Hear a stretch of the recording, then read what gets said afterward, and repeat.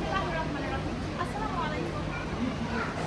আমার পেছনে ভিউ দেখে অলরেডি আপনারা যারা কক্সবাজার এসেছেন, আমার মনে হয় সবাই গেস করতে পারছেন আমি কোথায় বসে আছি।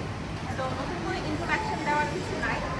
তারপরেও যারা যারা এখন আসেননি বা রিসেন্টলি কক্সবাজার আসার প্ল্যান করছেন এবং একটা 5 স্টার হোটেল খুঁজছেন কলাতলি বিচে, তাদের জন্য অবশ্যই সালমান হেরিটেজ রিসোর্ট বা হোটেল যেটাই বলেন ফার্স্ট প্রায়োরিটি লিস্টে রাখতে হবে।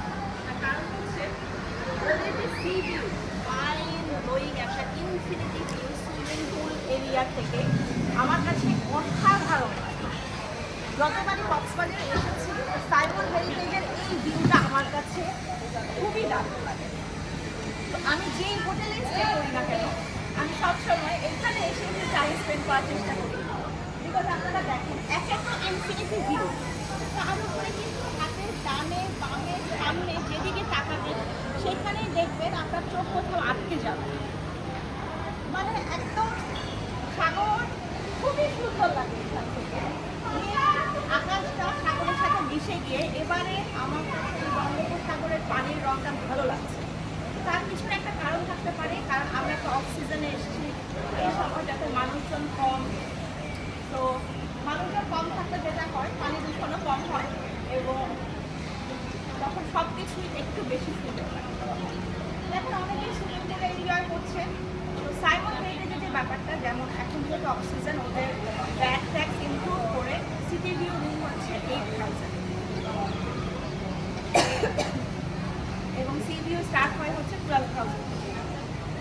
এই পাশে যে রুমগুলো দেখতে পাচ্ছেন এগুলো কিন্তু সাইড সি ভিউ, আবার সামনেও কিছু রুম আছে এগুলো একদম ফ্রন্ট সি ভিউ। কলাতলিতে এই মুহূর্তে বেস্ট হচ্ছে রামাদা, আর সাইমন আগের বেস্ট ছিল।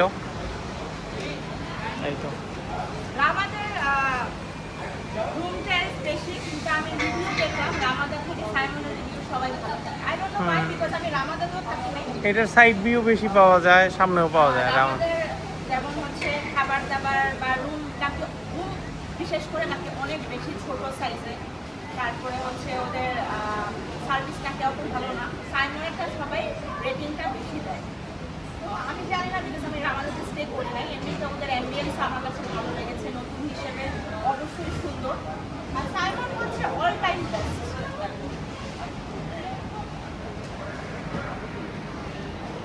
আজকে হচ্ছে 15ই মে 2026 শুক্রবার।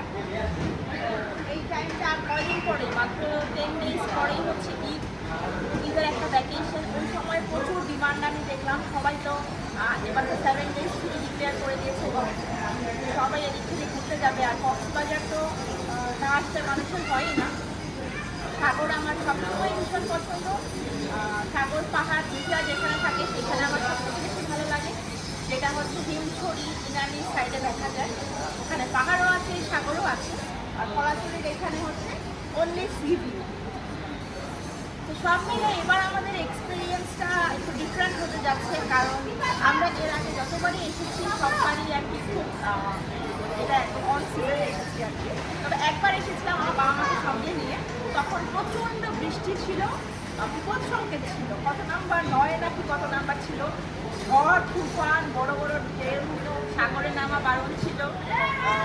বৃষ্টির মধ্যেই আমরা 2 দিন কাটিয়েছিলাম।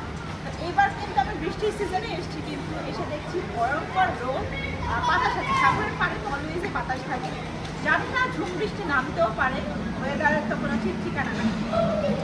But let hope for the best.